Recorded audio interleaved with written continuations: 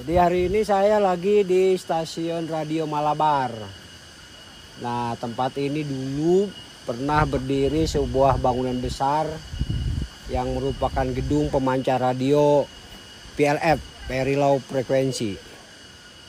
Konon pemancar ini digunakan pemerintah Hindia Belanda untuk berkomunikasi ke Belanda. Di Belanda, stasiun radio yang menerimanya berada di sebuah pedesaan di kawasan Sambek, Belanda, yaitu Katwijk.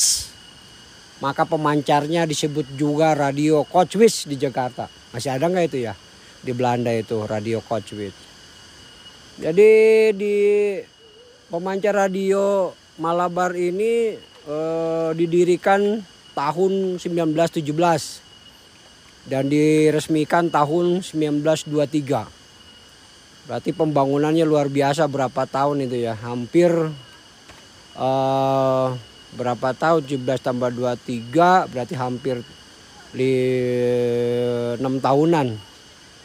Bangunannya luar biasa kokoh. Bangunan Belanda cirinya memang bagus sekali. Nah, jadi pemancar radio Malabar ini memiliki ukuran yang luar biasa besar dibandingkan dengan pemancar radio dewasa saat ini. Antenanya saja memiliki panjang 2 km yang meretang di antara celah Gunung Malabar dan Gunung Haruman. Daya pancarannya adalah sampai 240 kW ketika menggunakan mesin Akpolsen dan 400 kW dengan mesin Telefunken. Kebutuhan listriknya saja dipasok dari sebuah pembangkit listrik yang khusus dibuat di Pengalengan yang sekarang bernama PLTA Lamajan. Jarak komunikasi yang ditempuh ke Belanda sejauh 12.000 km. Wah, bayangkan saja, berarti lokasi ini luar biasa. Sebuah jarak yang bahkan lebih jauh dari komunikasi yang pernah dilakukan oleh pelopor komunikasi telegraf dalam sejarah dunia, Guglielmo Marconi. Untuk itulah sedepan DT.org menyebut Radio Malabar sebagai world most powerful arc transmitter ever, pemancar arc terbesar sedunia yang pernah ada. Bayangkan saja, pemancar arc terbesar sedunia yang pernah ada, adanya di Bandung, di Gunung Puntang. Kalau kata tadi pelayan pintu masuk, katanya ini permesar di Asia Tenggara dulunya. Tapi ternyata di sini pemancar arc terbesar sedunia. Pendiri Radio Malabar ini adalah Dr. Cornelis Johannes de Groot. Itu pada yang lahir 1883 1927, yang sekaligus menjadi direktur pertama stasiun pemancar ini. Jadi semasa kepemimpinannya de Groot melakukan banyak eksperimen bagi kelancaran operasi Radio Malabar, sesuatu yang ia sendiri sejak kecil gemar melakukannya dalam bidang amatir radio.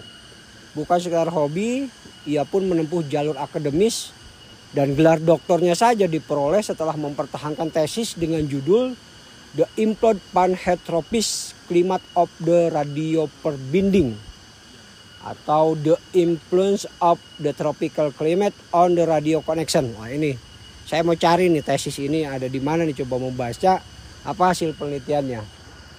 Dan untuk menang jasanya, nama sang pendiri menjadi sebuah nama jalan di Bandung, yaitu Grootwijk, yang sekarang namanya menjadi Jalan Siliwangi. Hancurnya Radio Malabar diawali dengan berita akan masuknya tentara Jepang ke Bandung tahun 1942 karena khawatir pemancar tersebut akan digunakan untuk kampanye oleh pihak Jepang. Beberapa pegawai menghancurkan sendiri beberapa papan penting sehingga Radio Malabar sama sekali tidak bisa beroperasi. Tahun 1945 beberapa mesin dipindahkan ke stasiun pembeli lain yang ada di Dayakolot. Nah, ini cari di Dayakolot dari di mana nih ya. Tahun 1946 Radio Malabar dihancurkan total oleh pejuang Indonesia menggunakan dinamit. Nah, ini puing-puingnya mungkin yang sekarang tersisa ini karena dihancur oleh dinamit ya. Kolam cintanya masih ada, bangunannya masih, sisa bangunannya masih ada, masih kokoh luar biasa. Peristiwa ini merupakan juga salah satu yang ada dalam rangkaian sejarah Bandung Lautan Api.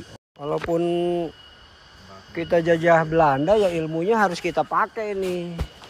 Kayak begini-begini kan kokoh nih, gimana jangan sampai kita buat rontok. Biasanya kan ngebludur gitu. Di kita buat bangunan kadang-kala udah murudul. Ini mah sampai udah berpuluh tahun nih kayak begini nih. Kita goyang-goyang. Nggak ada goyang-goyang gitu. Ini kokoh nih, makanya nggak apa-apa. Kalau dia bekas penjajah kita belajar nih masalah konstruksi kan. Ini konstruksinya kuat nih. Di kita buat konstruksi baru berapa hari udah ambrol. Belajar nih sama Belanda nih orang kita. Untuk kita yang anak muda, yang generasi sekarang mungkin ada pepatah mengatakan bahwa peristiwa boleh berlalu, tapi sejarah hendaknya kita kenang selalu. Nah di sini pernah berdiri salah satu tonggak dalam masa perkembangan komunikasi nirkabel dunia. Wah, komunikasi tanpa kabel yang saya mungkin HP ya. Oke, itu sekilas tentang Malabar Radio Station atau stasiun radio Malabar yang berada di Gunung Puntang, Bandung. Terima kasih.